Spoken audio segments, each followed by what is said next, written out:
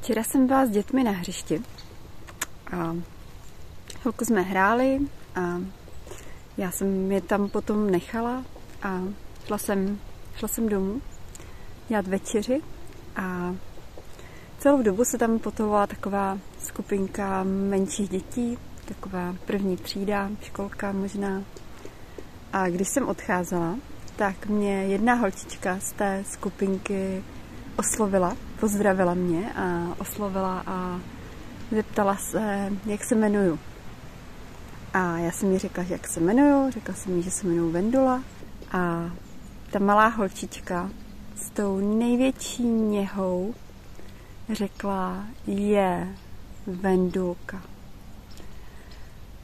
A pak představila sebe a představila dokonce i svou kamarádku vedle stojící a ty děti mi postupně začaly říkat, kam chodí do školy, do které třídy, do první A, první C, první D a bylo mezi nimi i pár dětí, nebo 2-3 děti, které byly ze školky a ti prvňáci byli tak úžasní, že představili dokonce i ty školkové děti a byl tam takový malý chlapeček, asi nejmladší z té skupinky a ten se na mě jenom tak uculil a já jsem jim popřála pěkný den, ať se pěkně hrajou na hřišti a rozloučila jsem se s nima a šla jsem domů.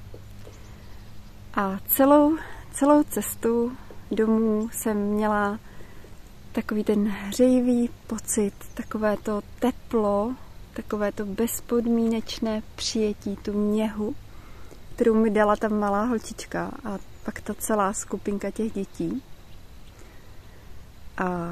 A i teď, když to říkám, tak jsem z toho dojatá. A přesně o tomto si myslím mluví ti lidé, kteří zažijou nějaký zážitek blízké smrti, že tam cítili tu bezpodmínečnou lásku, to úplné spojení se vším a se všemi. A to je asi ten hlavní důvod, proč mě tyto zážitky zajímají, pro tu změnu, pro to dobro, které pak ti lidé šíří kolem sebe.